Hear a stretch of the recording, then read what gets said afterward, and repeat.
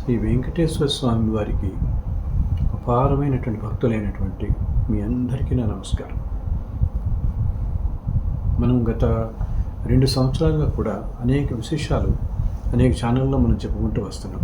స్వామివారికి సంబంధించిన ఎన్నో లీలలు, అక్కడ జరిగే ఉత్సవాల గురించి, అక్కడ జరిగే సేవల గురించి, స్వామి వైభవం గురించి, స్వామి అసలు ఎప్పటి నుంచి ఉన్నాడు, ఏ కాలం నుంచి ఉన్నాడు, ఆ రోజుల్లో ఎలా ఉండేది తిరుమల మీద, ఇవన్నీ చెప్పుకుంటూ వస్తున్నాం. ఇవన్నీ చెప్పుకుని అంతేకాకుండా స్వామివారికి ఎంతోమంది గల భక్తుల గురించి విశేషాలు ఎన్నో కూడా తెలుసుకున్నాం మనం. ఇవన్నీ కూడా తెలుసుకుంటుంటే వింటుంటే మనకి ఎంతో ఆనందం కలుగుతుంది. ఆ స్వామి గురించి ఎంత తెలుసుకున్నా, ఎంత వింటున్నా ఎంతో ఆనందం కలుగుతుంది. ఏమిటంటే ఈ సృష్టి మొత్తంలో అంతకంటే ఆకర్షింపబడుతున్న మూర్తి ఇంకొకటి లేడనమాట. అందుకనే ఆ స్వామి అంటే, స్వామివారి అంటే, వెంకటేశ్వర అంటే మనం అందరం ఇంతగా కొలిచేది, ఇంతగా ఆరాధించేది, మనందరికీ ఇంత ప్రాణమై మనందరి జీవితాలలో అసలు చెప్పాలంటే ఒక కుటుంబ సభ్యుడిలాగా అయిపోయాడు స్వామి. ఎందుకంటే మనందరం కూడా మనకి ఏమైనా కష్టం వస్తే ఆయనతోనే మొరపెట్టుకుంటాం కదండి, ఆయనతో చెప్పుకుంటాము. ఎంతోమంది నాకు తెలిసిన వాళ్ళ భక్తులు కొంతమంది వాళ్ళ కష్టం వచ్చినప్పుడు అక్కడ స్వామివారి దగ్గర కూర్చుని కళ్ళ నీళ్ళు పెట్టుకుని స్వామితో మాట్లాడతారు, స్వామితో చెప్పుకుంటారు. స్వామి వింటాడు అనే నమ్మకం స్వామి ఉంది. మనకి అంత నమ్మకంగా ఉన్నప్పుడు తప్పకుండా వింటాడు.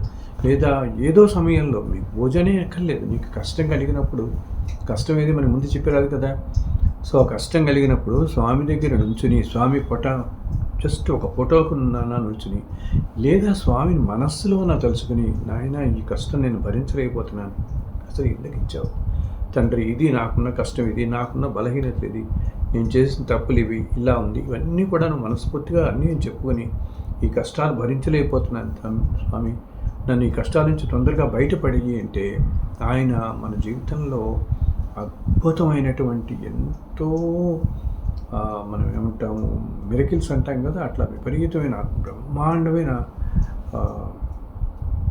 మార్పు తీసుకొచ్చి మన ఎంతో అనుగ్రహించి ఎన్నో అద్భుతాలు మన జీవితంలో చూపిస్తారు స్వామి. అంతటి కరుణామయుడు. ఎంతోమందికి కోట్లాది సంవత్సరాలుగా ఎంతోమందికి అనుభవం ఇది. ఎటువంటి కష్టమైనా ఇది మనం ఎప్పుడు కూడా మనస్ఫూర్తిగా ప్రార్థిస్తే తక్షణం వచ్చి పలుకుతాడు.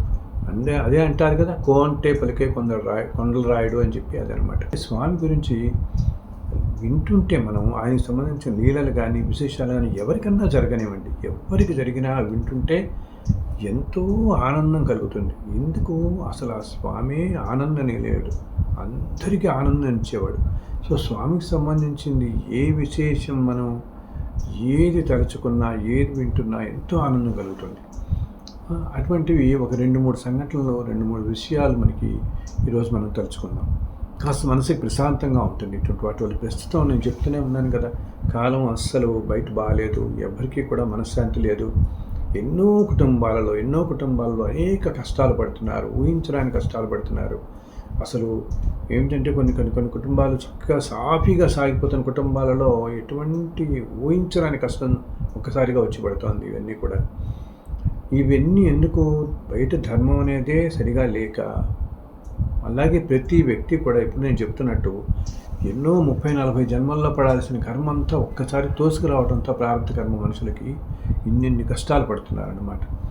అంతేకాదు అసలు మనుషుల మధ్య మనస్పర్ధలు, లేనిపోని ఊహాజనితమైన అనుకోవటాలు, ఏదో వినటం, ఏదో ఆలోచించటం, ఒకదానికి ఒకటి అనుకోవటం, ఇంకోదాన్ని ఇంకోలా తీసుకోవటం, మనస్పర్ధలు, ఏది సరిగా తీసుకోకపోవటం, ఒక మనిషిని చేదరించుకోవటం, ఎవరు ఒకరికొకరికి ఆసరాగా నిలబడకపోవటం. అసలు ఇంతకుముందు రోజుల్లో ఏ కష్టం వచ్చినా ఒకరికొకరు ఆసరాగా నిలబడి ఎంతో చేసుకునేవాడు.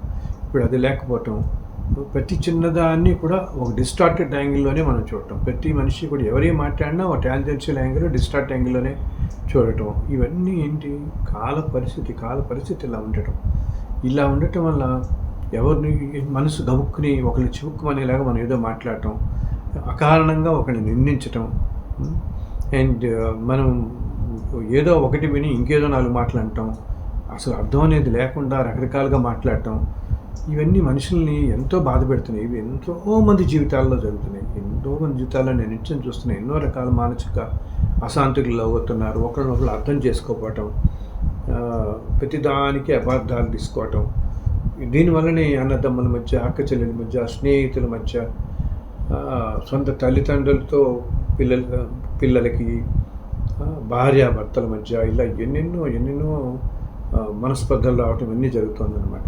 సో దీనివల్ల ఎవరికి కూడా ఏంటంటే మనకి మనస్సులో ఎక్కడ శాంతి లేకుండా పోతుంది. సో ఇటువంటిప్పుడు స్వామివారి గురించి 4 విశేషాలు కనుక మనం ఏదైనా తెలుసుకుంటే మనకి అందరికీ ఎంతో సంతోషంగా ఉంటుంది. కాస్త మనసుకి శాంతి లభిస్తుంది అనమాట. ఇవి ఏంటంటే ఇప్పుడు నేను మీకు తెలుసు, మీ అందరికీ ఆ స్వామివారి అపారమైన అనుగ్రహంతో 32 పుస్తకాలు రాయటం జరిగింది.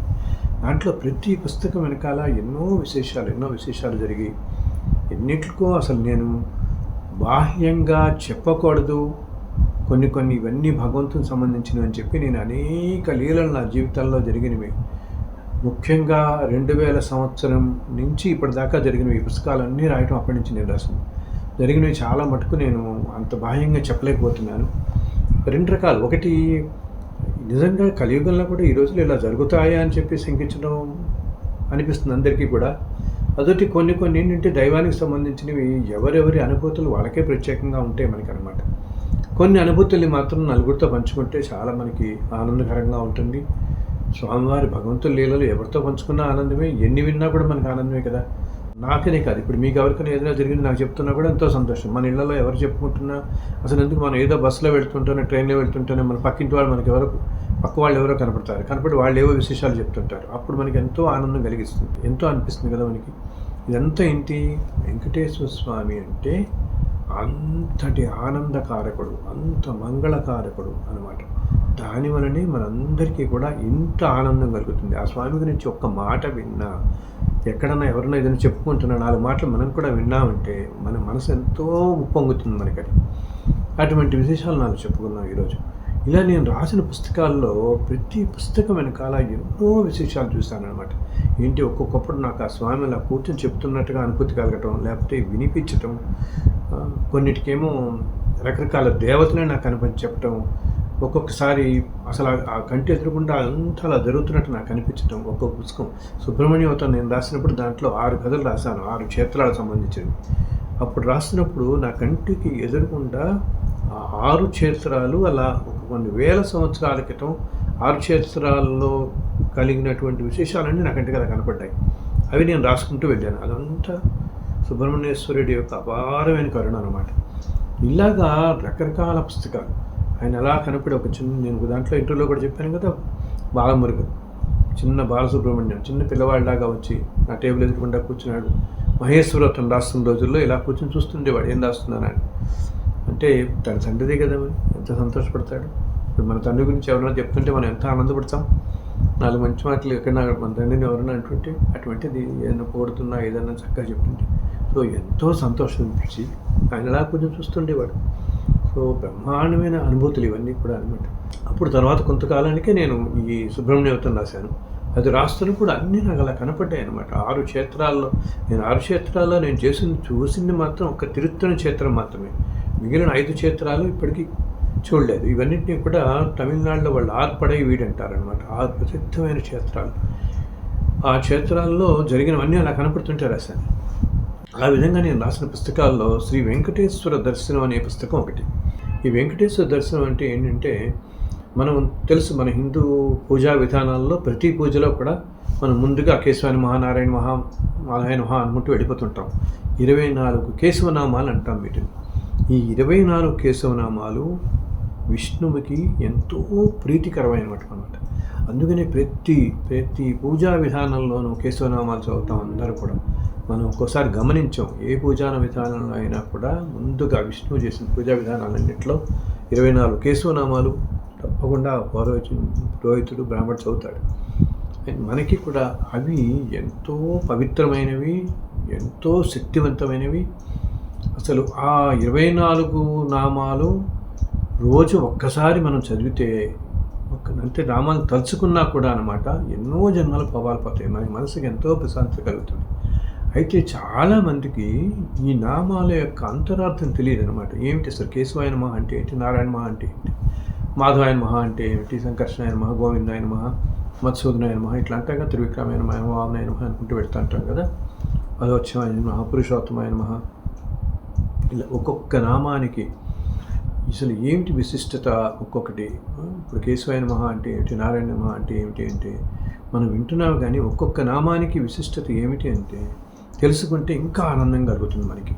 ఇది ఆ స్వామివారి అపార అనుగ్రహంతో ఈ పుస్తకం నేను రాశాను. ఇది రాసి కూడా బహుశా నేను 2008, 2009 ఆ ప్రాంతాల్లో రాసినట్టున్నాను. దాని పేరు కూడా ఏంటి, వెంకటేశ్వర దర్శనం అని పేరు పెట్టడం జరిగింది. ఈ 24 కేశవనామంతో రాసిన పుస్తకానికి.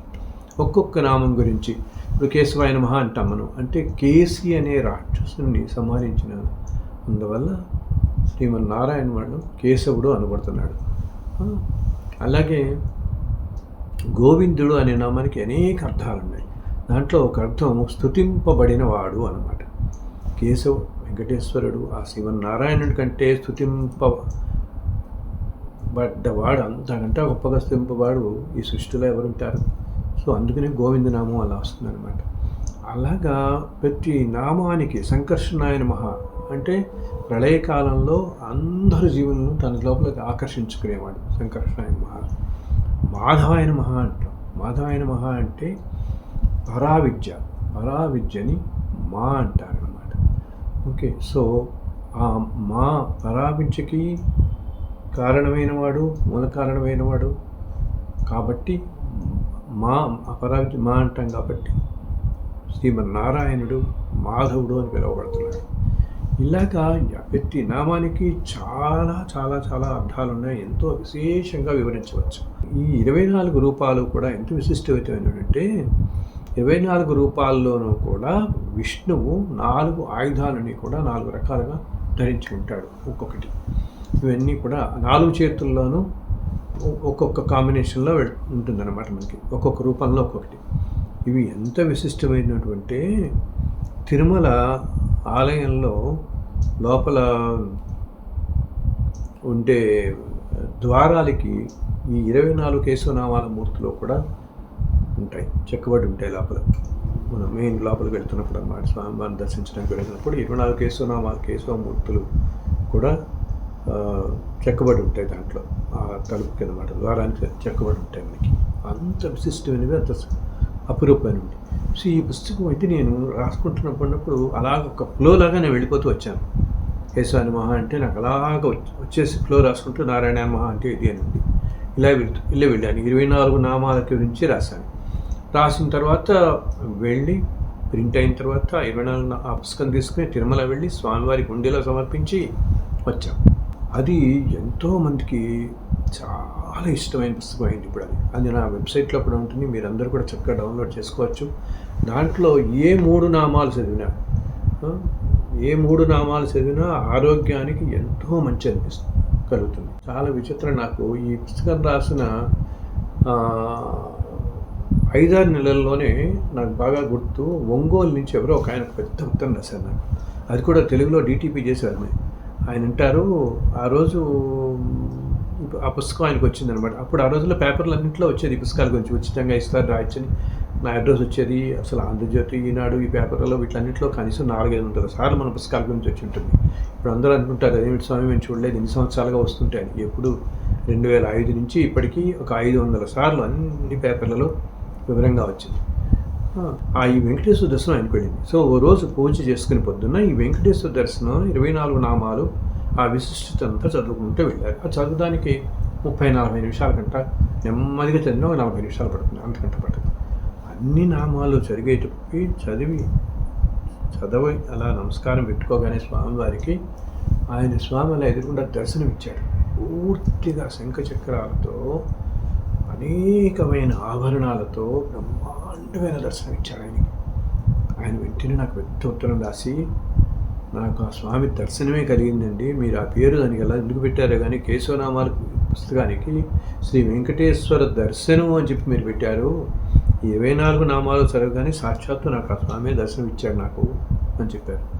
అంతకంటే అదృష్టం మనకేముంటుంది. ఇలా ఎందరో చెప్పారు. ఈ రోజున ఎన్నో వేద పాఠశాలల్లో ఈ పుస్తకం చదువుతున్నారు, ఎంతోమంది మహాపండితులు చదువుతున్నారు, ఎంతోమందికి ఇది ఎంతో అపురూపమైందనమాట. మీరు చక్కగా ఇంటర్నెట్లో డౌన్లోడ్ చేసుకోవచ్చు. నాకు మెయిల్ పెట్టండి, వీలున్నప్పుడు నా దగ్గర మళ్ళీ ప్రింట్ చేసినప్పుడు నేను తప్పకుండా మీకు పంపిస్తాను. ఇక్కడ ఇంకొక 2 విశేషాలు మీకు చెప్పాలి. చెప్పాను కదా ఇందాక, స్వామివారు చూపిస్తున్నటువంటి కరుణ అపారమైనటువంటిది నా మీద. లేకపోతే నేనేమిటి, అతి సామాన్యుడు నేనేమిటి, ఇన్ని పుస్తకాలు రాయటం.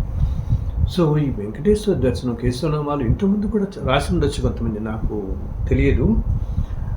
కేశవనామాలకు అర్థాల మీద వచ్చుంటే చాలా పుస్తకాలు, చాలామంది మహానుభావులు, కొంతమంది మహానుభావులు, మహాపండితులు ఈ కర్మభూమిలో, ఈ వేదభూమిలో నడియాడారు, ఎంతోమంది రాశారు. ఇది స్వామి నాకు ఇచ్చిన అనుగ్రహంతో 4 విషయాలు నాకు చెప్పుకున్నాను దీంట్లో నేను, ఈ వెంకటేశ్వర దర్శనంలో. ఇలా అవుతుండగా ఈ పుస్తకం అందరికీ వెళుతుండేది, వేద పండితులకి అందరికీ వెళుతుండేది అనమాట. ఒకరోజు మా ఇంటికి 9 గంటలప్పుడు ఒక ఆయన, ఒక చాలా గొప్ప వేద పండితుడు వచ్చాడు. పండితుడే కాకుండా ఆయన ఎన్నో పంచాంగకర్త కూడా అనమాట. ఆయన అంతకుముందు ఏం చేశారు, వాళ్ళ అల్లుడితో ఎప్పుడు అంటుండేవాడు, నన్ను కొంచెం ఒక్కసారి విశ్వపతి గారి దగ్గర తీసుకెళ్ళు అని చెప్పేసి. వాళ్ళు నాకు ఫోన్ చేస్తుండేవారు, అండి మా మామగారు మీ దగ్గరికి వద్దాం అనుకుంటున్నారు, వెంకటేశ్వర దర్శనం చదివారట, చాలా ఆయనకి నచ్చింది చాలా అని చెప్పేసి. సో ఇలాగ అనుకుంటుంటే నేను చెప్తున్నాను, అయ్యి ఆయన మహానుభావులు, అప్పటికే ఆయన 90 ఏళ్ళ వయసు అనమాట. నేనే వస్తానండి అని చెప్తుండేవాడిని. నేను వస్తానండి, అయ్యో పెద్దవారు రావటం ఏంటండి అంటే, నేను ఏదో అంటుండేవాడిని, ఎప్పటికప్పుడు సరిపోతుండేది. చివరికి ఓ రోజు ఆయనే 9 గంటలప్పుడు ఎవరో తలుపు పెట్టారు. ఏంటని తీసుకొస్తే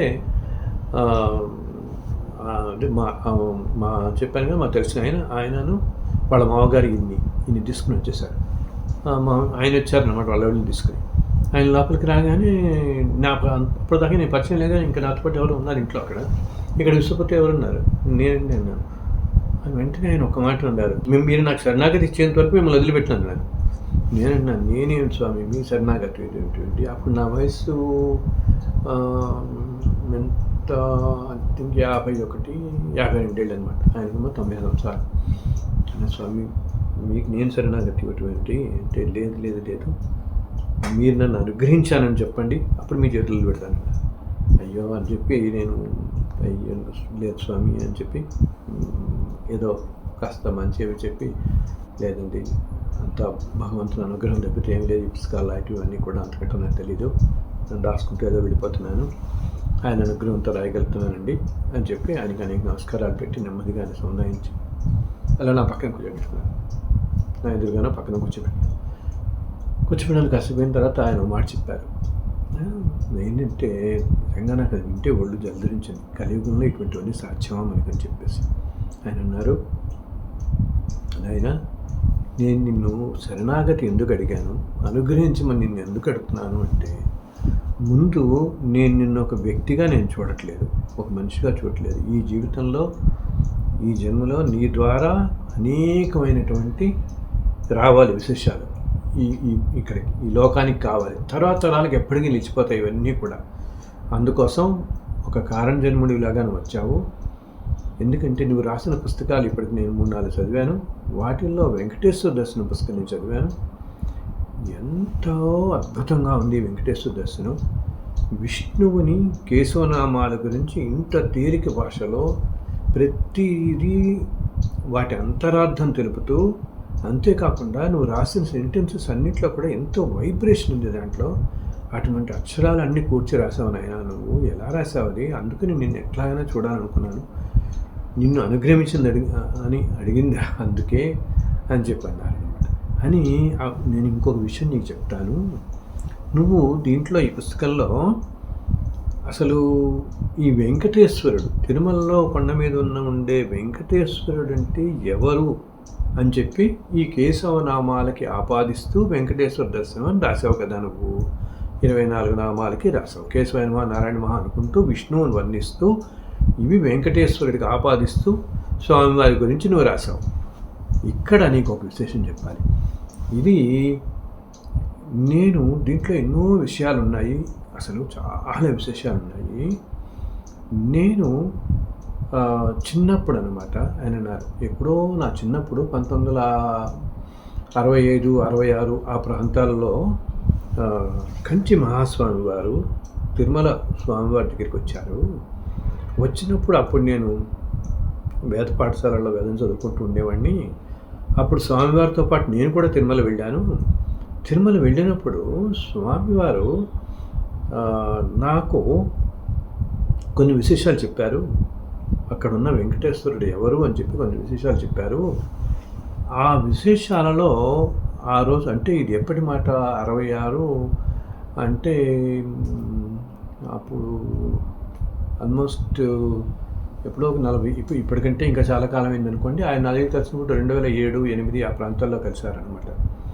సో అప్పటికే 34 సంవత్సరాలు, ఇది 8 ఒక 42 సంవత్సరాల క్రితం సంగతి ఇదంతా కూడా. ఆయన ఉన్నారు. ఆ కాలంలో నేను అక్కడ ఉండేవాడిని. నేను స్వామివారితో పాటు వెళ్ళాను. వెళ్ళినప్పుడు అప్పుడు ఎన్నో విశేషాలు అసలు ఆయన మాకు చెప్పారు.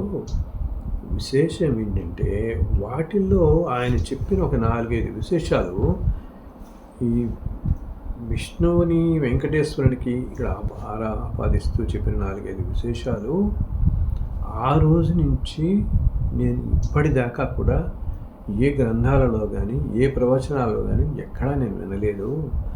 ఆ చెప్పిన ఒక 4 విశేషాలు, 4 మాటలు నీ వెంకటేశ్వర దర్శనం పుస్తకంలో నాకు కనపడ్డాయి. ఇది ఎలా సాధ్యమైంది అని చెప్పి నాకు ఆశ్చర్యం అనిపించి, అందుకు నేను చూద్దామని వచ్చాను నాయన, కాసేపు నీ దగ్గర మాట్లాడదామని వచ్చాను అన్నారు. అన్నాను స్వామి, మహాప్రసాదం, అంతకంటే అదృష్టం ఏముంది నాకు. సాక్షాత్తు పరమేశ్వర స్వరూపం అయినటువంటి ఆ చంద్రశేఖర సరస్వతి మహాస్వామి వారు మీకు చెప్పిన విషయాలు నేను ఈరోజు రాయగలిగానంటే ఆయన స్ఫూర్తి కదా నాకు. ఆయన మళ్ళీ నా ప్రవేశించి చెప్పడం వల్ల నేను ఇవి 4 మాటలు రాయగలిగాను అని అంటే ఆయన ఇదే అన్నారనమాట. మళ్ళీ మాట ఇంకోసారి చెప్పి, అన్ని సంవత్సరాల క్రితం, నాకు ఎప్పుడో 40-55 సంవత్సరాల క్రితం చెప్పింది, ఇన్నేళ్లలో ఏ ప్రవచనాలు ఎక్కడ నేను విననివి ఈ వెంకటేశ్వర దర్శనంలో కేశవనామాల్లో కొన్ని చోట్ల వచ్చాయి. అందుకు నీకు చూడాలని వచ్చాను ఆయన అన్నారు. చూసారా ఇదంతా కూడా అటు భగవంతుని లీల, భగవంతుని కృపాకటాక్షాలు, మనం నమ్ముకున్న గురువుల కృపాకటాక్షాలు మన మీద ఉంటే ఎన్ని అనుభవాలు జరుగుతాయో, ఎన్ని అద్భుతాలు జరుగుతాయో దీని గురించి మనకు తెలుస్తుంది ఇక్కడి నుంచి. అంతే కదా. నేను చంద్రశేఖర సరస్వతి వారితో, మంచి మహాస్వామి వారితో అనేక విల్యలు జరిగాయి. నాకు అనేక విశేషాలు జరిగాయి. అనేక కాలం చెప్పాను కదా, సమయాభావం వల్ల అయితేనేమి, హడావిడి లైఫ్లో అవుతుందని అనేక విషయాలు పంచుకోలేకపోతున్నాను అందరితో కూడా, సమయం లేక. ఎన్నెన్నో విషయాలు ఆయన నా పక్కన కూర్చుంటూ నేను గమనించాను ఎన్నోసార్లు నాకు చెప్తున్నప్పుడు. తిరుమల వెళ్ళినప్పుడు ఒకసారి ఒక బుద్ధ బ్రాహ్మణ రూపంలో ఆలయం పక్కనే గోడకు ఆనుకుని కూర్చున్నారు ఆయన మనం అందరం కూర్చొని చూస్తారో, మోకాళ్ళు ముడుచుకుని కూర్చుంటారే, చూస్తుంటాం కదా. ఆ రూపంలో ఆలయానికి ఆనుకుని కూర్చుని ఇలా రా నాయన అని చెప్పి నేను అప్పుడే ఒక పుస్తకం రాశాను. ఆ పుస్తకంలో ఏ ఫోటోలు ఎక్కడ పెట్టాలి అని చెప్పి ఇలా పిలిచి నాకు చెప్పారు ఆయన. ఎంత ఆప్యాయత, గురువుల ఆప్యాయత ఎంత ఉంటుంది అసలు, ఎంత ఆప్యాయత చెప్పండి గురువులకి. మన ఆ గురువు మీద పూర్తి భారం వేయాలే కానీ ఎప్పుడు ఆయన మనతోనే ఉంటాడు, ఎప్పుడు. సో దైవం గురువు అన్నమాట. మనం ఎప్పుడైతే దైవం మీద, మనం నమ్ముతున్న దైవం ఏ స్వరూపంలో ఉన్నామనండి, ఆ రూపం, ఆ దైవం మీద అపారమైనటువంటి నమ్మకం నువ్వు ఉన్నావు, ఇది జరుగుతుంది. అపారమైనటువంటి నమ్మకం పెట్టుకుంటే, అలాగే గురువు మీద కూడా అపారమైన నమ్మకం పెట్టుకుని, గురువు మీద అచంచలమైన విశ్వాసం పెట్టుకుని, గురువు చెప్పినట్టుగా ఆచరిస్తూ ఇంక వేరే ఆలోచనలకు తావివ్వకుండా మనం ఉంటే మన జీవితంలో అద్భుతమైన అద్భుతాలు జరుగుతాయి. ఇది ఎంతోమందికి తరతరాలుగా మన జీవన విధానంలో తరతరాలుగా కొన్ని వేల కోట్ల సంవత్సరాలుగా ఈ జాతి చూస్తున్నది, ఈ హైందవ జాతి చూస్తున్నది, ఈ భారతదేశం చూస్తున్నది. ఎంతోమంది జీవితాలలో ఎంతో మహానుభావులు మనం ఎటువంటి చూసాం. తులసీదాసు, కబీర్దాసు, ఎటువంటి మహానుభావులు అండి ఈ భూమి మీద జన్మించింది. ఈ లోకంలో ఈ భూమి మీద జన్మించి ఎన్ని విశేషాలు. సాక్షాత్తు భగవద్గీత దర్శనం చేసుకున్న వాళ్ళు, ఒక త్యాగయ్య, ఎటువంటి మహానుభావులు, ఒక రామదాసు, వీళ్ళందరూ, అన్నమయ్య కానీ మహానుభావులు సంచరించిన ప్రదేశం ఇది. సో ఎప్పుడైతే మనం స్వామికి అంత దగ్గర అయిపోతామో ఆయన అన్నీ చూసుకుంటాడు, ఎన్ని విశేషాలన్నా మనకిస్తాడు. ఇలా స్వామివారి అనుగ్రహంతో నేను చక్కగా రాయడం జరిగిందనమాట. ఇలా ఆయన వచ్చిన తర్వాత ఆయనకి నమస్కారం పెట్టి, స్వామి అంత అనుగ్రహం తప్పితే ఏం లేదంటే, ఆయన చెప్పి, నాయన ముందు నువ్వు ఎన్నో గ్రంథాలు రాస్తావు, ఎప్పటికీ కాలం ఉండిపోతాయి ఇవన్నీ కూడా అని చెప్పాను. అదే అటువంటి దైవ అనుగ్రహం, గురువుల అనుగ్రహమే ఈరోజు నేను ఇక్కడ దాకా తీసుకొచ్చింది. ఇవన్నీ కూడా మనం ఎప్పుడు కూడా గురువుని, అందుకనే నేను చెప్తుంటాను, ఎటువంటి మహత్తర కార్యం జరగాలన్నా, ఏ మంచి జరగాలన్నా భగవత్ అనుగ్రహం, గురువుల అనుగ్రహం రెండూ ఉండి తీరాలి మనకి. ఎప్పుడైతే భగవద్ అనుగ్రహం, గురువు అనుగ్రహం మనకు ఉంటుందో ఎటువంటి కష్టాలన్నా తట్టుకునే శక్తి వస్తుంది. ఆ కష్టాలను తొందరగా మనని బయటపడేస్తాడు కూడా. భగవంతుడు, గురువు ఇద్దరిని మనం బయటపడేస్తారు. సో గురువులు ఏంటంటే వాళ్ళు మనకి ఎన్నో పరీక్షలు పెడతారు. భగవంతుడు ఎలా అనుకుంటామో, చాలామంది అంటాడు భగవంతుడు ఆ పరీక్షలు పెడుతుంటారని. అలా గురువు మనని మంచి మార్గంలో తీసుకెళ్లే ముందు అనేక పరీక్షలు పెడుతుంటారు. మనం వాటన్నిటిని తట్టుకుని నిలబడి ఆ గురువుని కనుక మనం గట్టిగా పట్టుకుని ఉంటే తప్పకుండా ఆయన మనకి మీరు అనుకోవచ్చు, కొంతమంది గురువులు మంత్రోపదేశాలు ఇస్తారు, కొంతమంది ఇంకోటి చెప్తారు, కొంతమంది పూజలు చెప్తారు, రకరకాల మీకు ఏది కావాలో దాన్ని బట్టి రకరకాలుగా చెప్తూ ఉంటారు వాళ్ళు. ఈ మనిషికి ఇప్పుడు ఈ కావాల్సింది ఏమిటి దాన్ని బట్టి వాళ్ళు గ్రహించి నాయన ఈ పూజ నువ్వు చేసుకో, ఈ మంత్రం చేసుకో, ఇలా చేసుకో అని చెప్తుంటారు.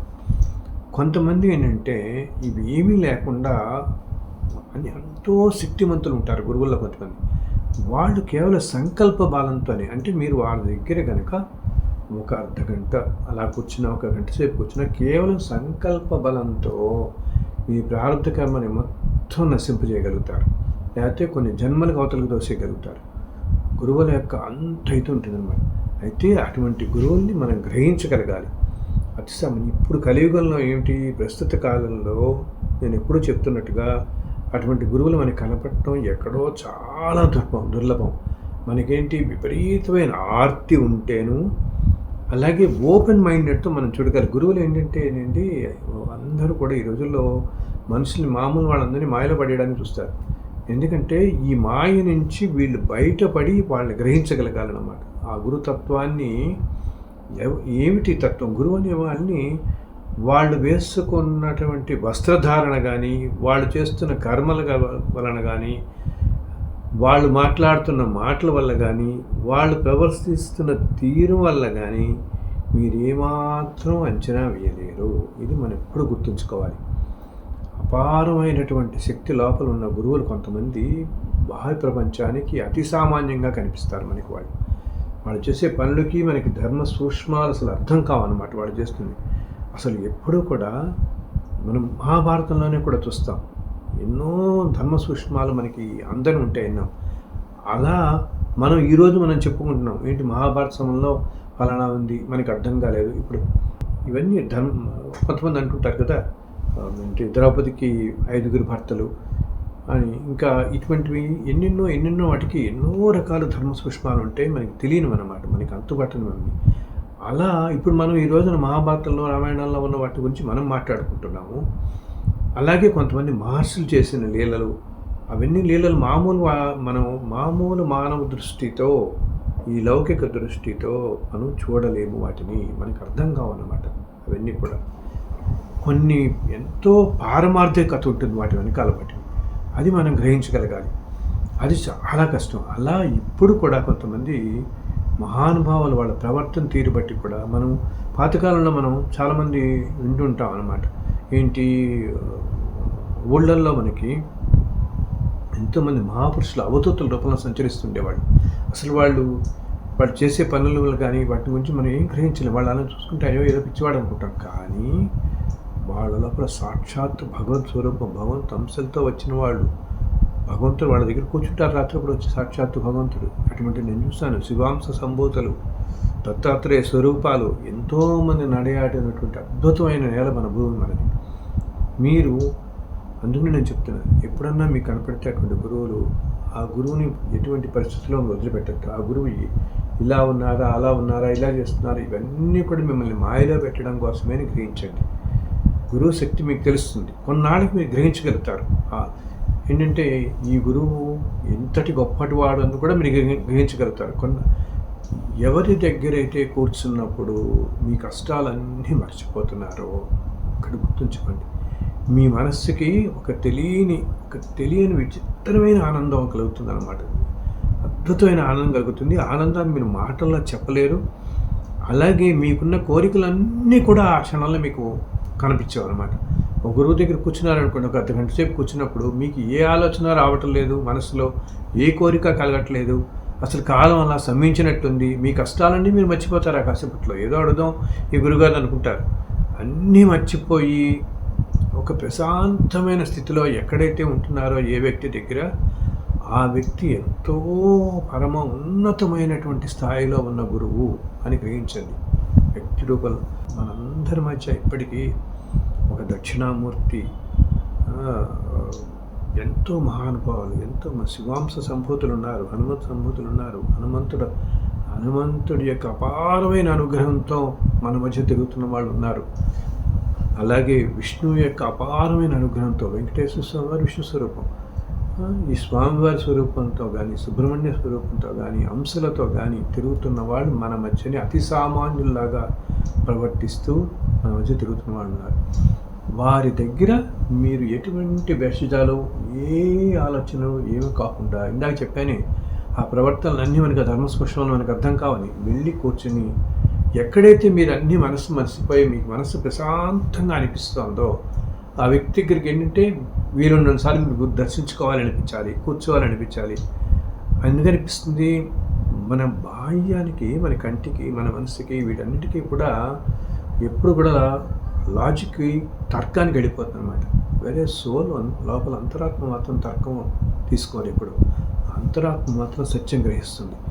సత్యం గ్రహించి మిమ్మల్ని ఏదో విధంగా గురువు దగ్గరికి లాక్కుపోతుంటుంది. ఆ అంతరాత్మ మీకు ఎప్పుడు చెప్తూనే ఉంటుంది, నేనే గురువుని ఫాలో అవ్వమని. కానీ అంతరాత్మ చెప్పేది మైండ్కి అర్థం కాదు. నీకు అర్థం కాదు కాబట్టి వెళ్తుంటావు, కూర్చుంటావు. కానీ అంతరాత్మకి సంతోషం ఉంటుంది కాబట్టి వెళ్ళి కూర్చుంటుంటావు. సో అలా కొన్నాళ్ళు అయిన తర్వాత నీకు తప్పకుండా బ్రహ్మాండమైన గురి కలుగుతుంది. ఆ గురి అనేక అనుభవాలు కూడా గురువు నీకు ఇస్తారు. కాలంలో అనేక అనుభవాలు ఇస్తారు. ఆ పరీక్షలన్నిటికీ మనం తట్టుకుని నిలబడితే ఇస్తారు. సో భగవంతుని, గురువుని నమ్ముకుంటే ఏదైనా మీకు సాధ్యమవుతుంది. ఇప్పుడు ప్రస్తుతం అందరూ కూడా ఎన్నో కష్టాలు పడుతున్నారు కాబట్టి ఇదే నేను చెప్తున్నాను మీకు.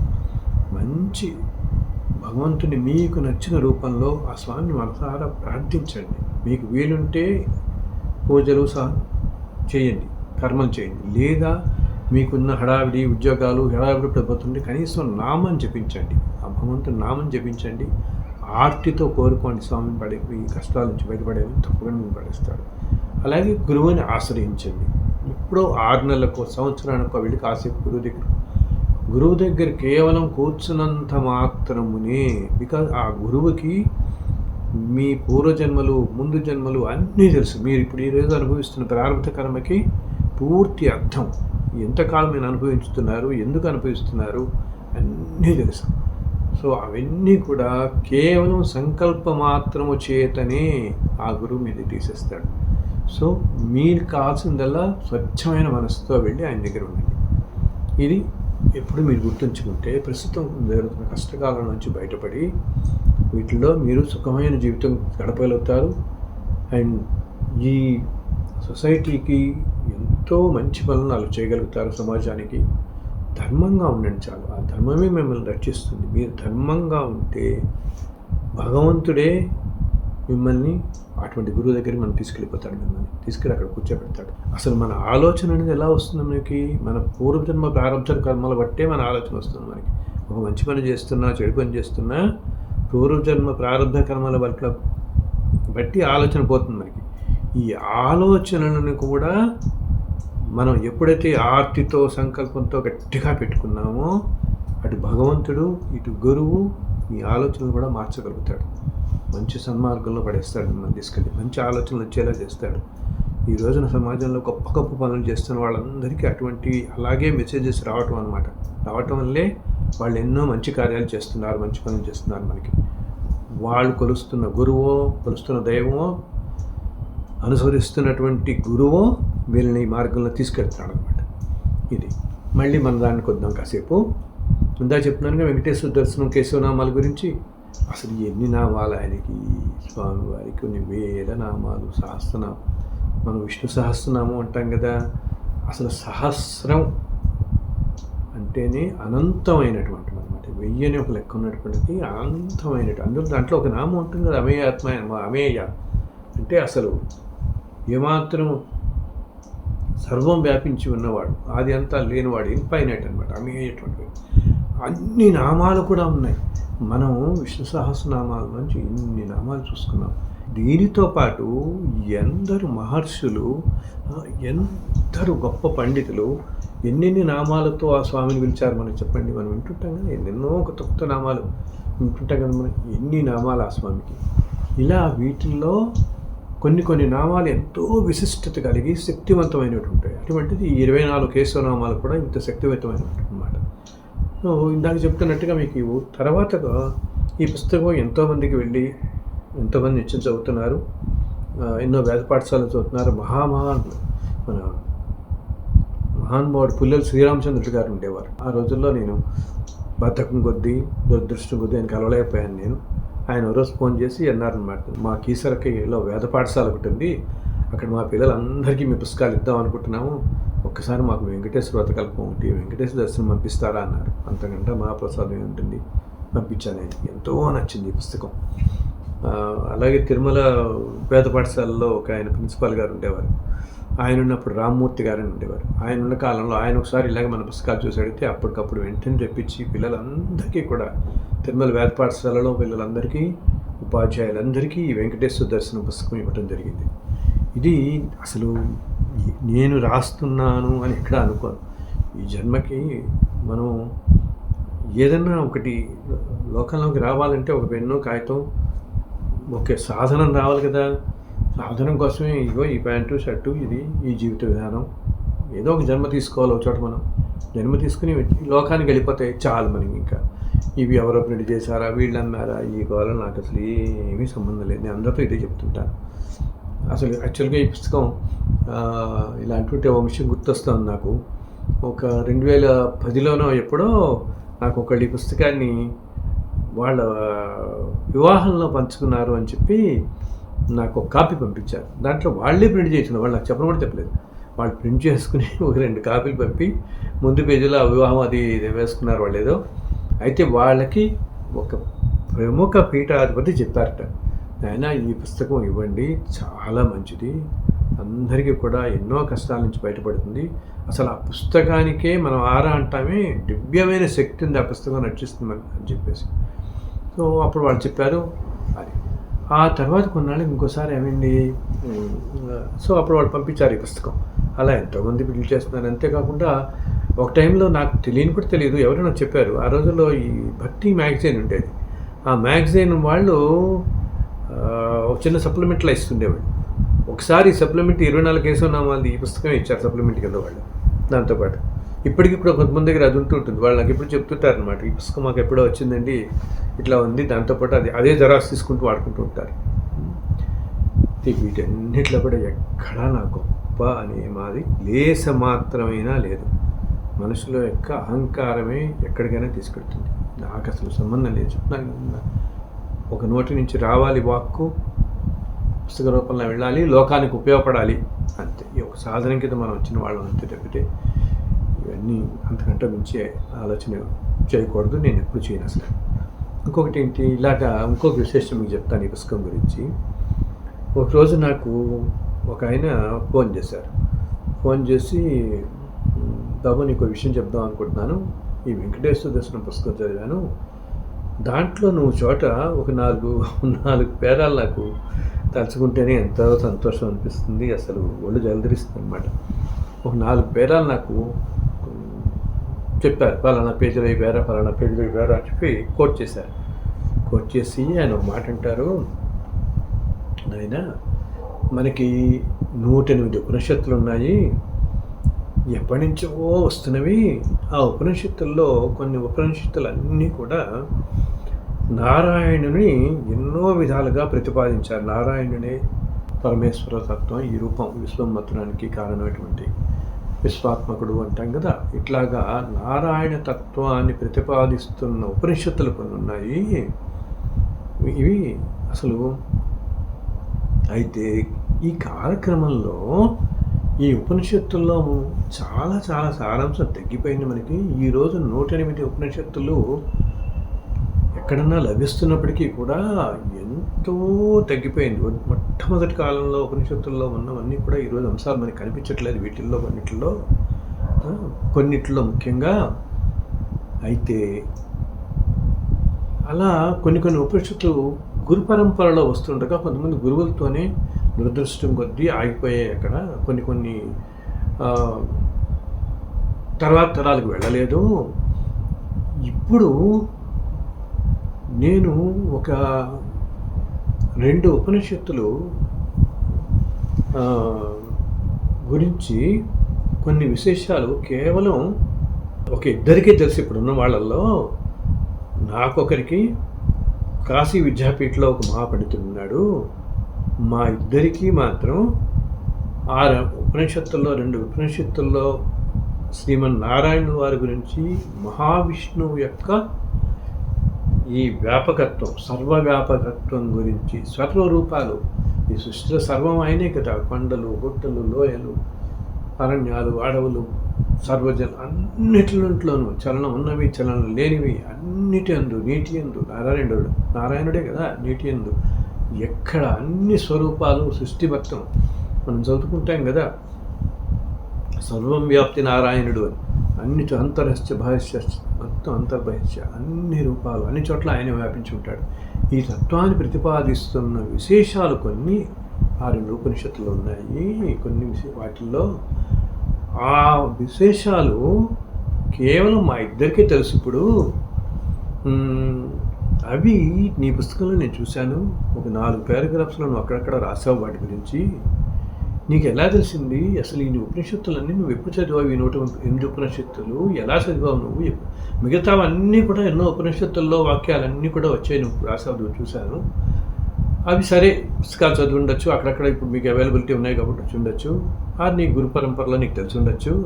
బట్ ఈ 2 ఉపనిషత్తులు మాత్రం ఎవ్వరికీ తెలియవు. మాకు ఆయనకే చెప్తే, మా ఇద్దరికి చెప్తే మరొకటి తెలియవు. నువ్వు ఎలా రాసావు నాయనా అని అడిగారు. నేను చెప్పాను ఆయనతో, స్వామి 108 ఉపనిషత్తులు చదవటం సంగతి అలా ఉంచి, అసలు 108 ఉపనిషత్తుల పేర్లే నాకు తెలియదు పూర్తిగా. ఇప్పుడు నేను చెప్పలేని పేర్లు చెప్పమన్నా కూడా 8. నాకు అలా కూర్చున్నప్పుడు అన్ని ఉపనిషత్తులు అలా దర్శనమిస్తున్నాయి నాకు. అలా దర్శనమిస్తుంటే అన్నీ నాకు ఆ పేజీలు అలా వెళ్ళిపోతుంటాయి అన్నమాట, కంటెదురకుండా అలా వెళ్ళిపోతుంటే, అలా దర్శనం జరుగుతుంటే ఒక్కొక్కసారి నాకు అలా వినిపిస్తుంటుంది. శృతి నా వాక్యం అవన్నీ కూడా వేదాలని శృతులే కదా. సో అలాగా ఉపనిషత్ దర్శనం కూడా నాకు జరిగి, వాటిల్లో ప్రస్తుత కాలానికి ఇది చాలా చిన్న పుస్తకం. మనం ఒక 1000 పేజీల పుస్తకం రాస్తే ఎవరు చదవరు స్వామి.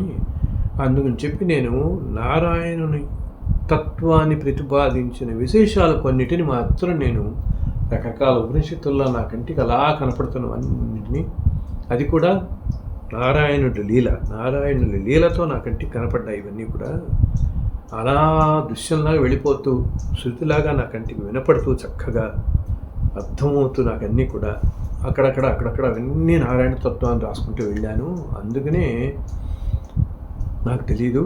సో ఆ ఏ ఉపనిషత్తులు అనేది కూడా నాకు తెలియదు. అన్నీ కనపడుతూ ఉంటే వాటిలోంచి రాసినవి అంటే ఆశ్చర్యపోయారు ఆయన అప్పుడు అన్నారన్నమాట. ఆయన చాలా ధన్యజీవి నువ్వు.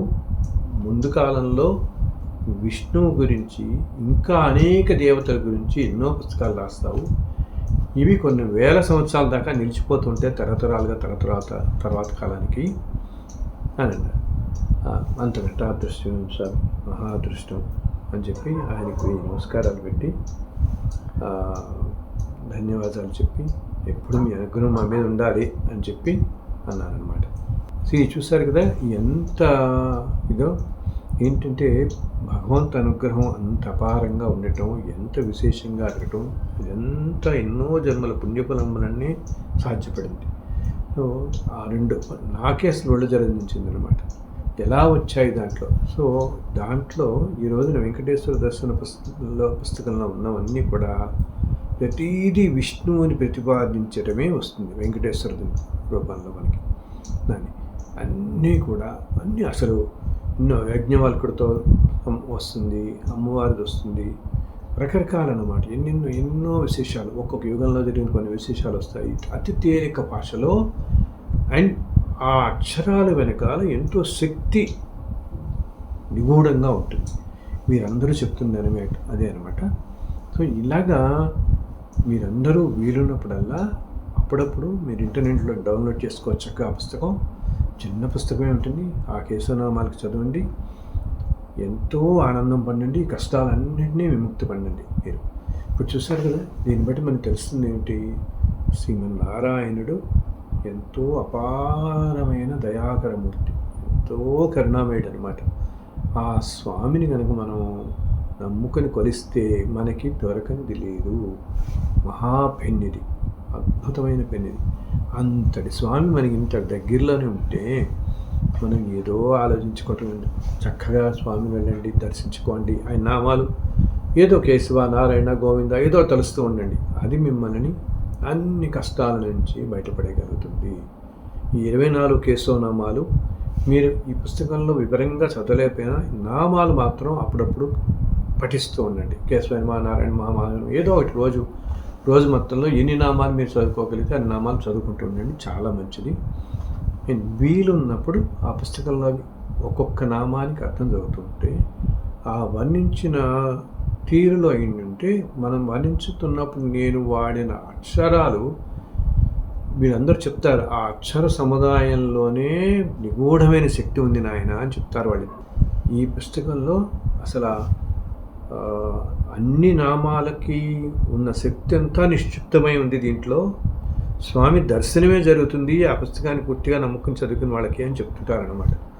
సో ఇంతటి అదృష్టాన్ని, ఇంతటి మహాభాగ్యాన్ని ఇచ్చిన ఆ వెంకటేశ్వర స్వామి వారికి కోట్ల నమస్కారాలు.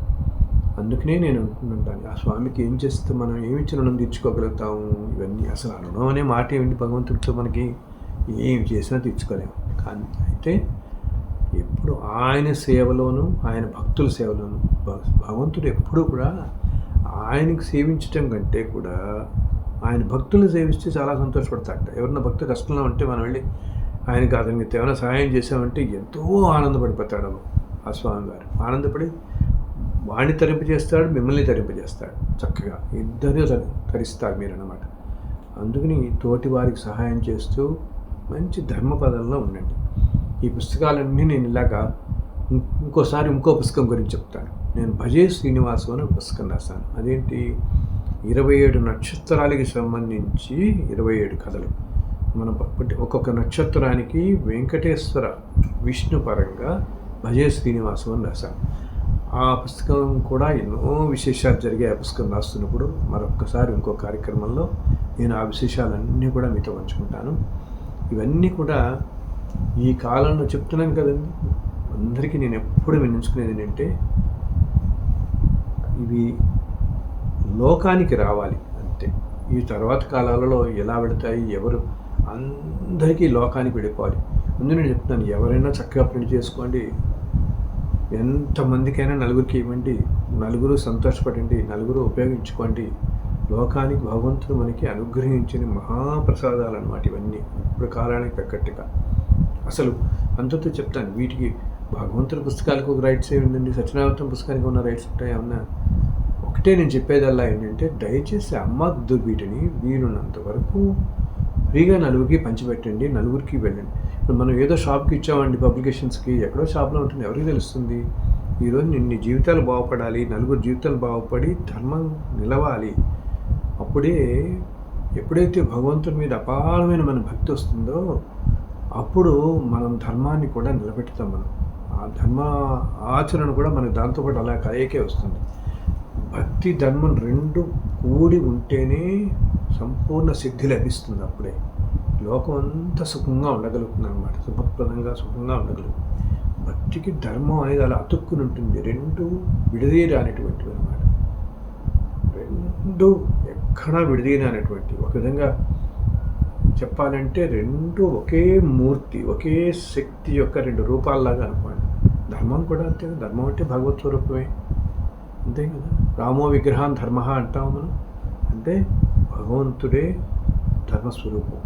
సో మీరు భగవంతు మీద భక్తితో పాటు ధర్మాన్ని కూడా ఆచరించండి, ధర్మంగా ఉండండి. మీకు తోచిన రీతిలో, మీకు వీలున్నంత రీతిలో ధర్మంగా ఉండండి. అది మిమ్మల్ని కాపాడినట్టు, అది రక్షించినట్టు ఏది రక్షించదు. మనం ధర్మంగా ఉంటే మన చుట్టూతో అగ్ని వలయాలు ఉంటాయండి. ఎంత అంతటి అగ్నివలయాలు మన కంటికి కనపడవు అనమాట. ధర్మాత్మలకి చుట్టూతా పెద్ద అగ్నివలయాలు లాంటివి ఉంటాయి. ఆ వలయాలను ఛేదించుకుని ఏ శక్తి వాళ్ళని ఏమీ చేయలేదు, ప్రవేశించలేదు. అంతేకాదు ఇటువంటి ఏంటంటే వలయాలు ఉండటం అంటే ఏంటి, అంత శక్తి తరంగాలు అన్నమాట. అంతటి శక్తి తరంగాలు ఉంటాయి. ధర్మానికి అంత శక్తి ఉంటుంది. ఎక్కడైతే ధర్మం ఆచరింపబడుతుంటుందో అక్కడ ఆకాశంలో అక్కడలో ప్రదేశం అంత శక్తివంతమై ఉంటుంది. ఏదన్నా ఒక ఊర్లో ఒక ధర్మాత్ముడు ఉన్నాడు అంటే చుట్టుపక్కల సస్యశ్యామలంగా ఉంటాయి. ఏదన్నా ఈ రోజుల్లో కూడా ఒక గొప్ప ధర్మాత్ముడు ధర్మమే జీవితంగా, ధర్మాచరణే జీవితంగా జీవిస్తున్న మహానుభావుడు కనుక ఎక్కడన్నా ఒక ప్రాంతాల్లో ఈ కాలంలో మనం బిల్డింగ్లు అంటాం కదా, ఏదో కాంప్లెక్స్లో బిల్డింగ్లు అంటాం. ఇటువంటి బిల్డింగుల్లో ఉంటేట అసలు ఆ బిల్డింగుల్లో ఉన్న వాళ్ళందరికీ కూడా ఎటువంటి అకాల మరణాలు జరగవు, అందరూ సుఖశాంతులతో ఉంటారు అని చెప్తారు. అంతటి ధర్మం అనేది అలా కాపాడుతున్నది. ఎంతో ప్రారంభ కర్మలు ఉన్నా ముందుకి వెనక్కి తోసుకుపోతాయి. కాస్త వెనక్కి తోసుకుపోయేవి మళ్ళీ ఎప్పటికో జన్మలు కడతాయి తప్పితే ధర్మం అనేది అన్నొకటి కాదు, మనని, మన చుట్టుపక్కల వాళ్ళని, సమాజాన్ని రక్షిస్తూ ఉంటుంది. ఇది అందరూ గ్రహించి మీరు అన్నిట్లో ఇప్పుడు ప్రస్తుత కాలం కొంచెం కష్టతరంగా ఉంది అని పెద్దలందరూ చెప్తున్నారు కాబట్టి చక్కగా ధర్మంగా ఉండండి. స్వామివారిని ఎప్పుడూ నిత్యం ప్రార్థిస్తూ ఉండండి. నలుగురికి సహాయం చేస్తూ ఉండండి. స్వామి మనందరినీ చల్లగా చూస్తాడు.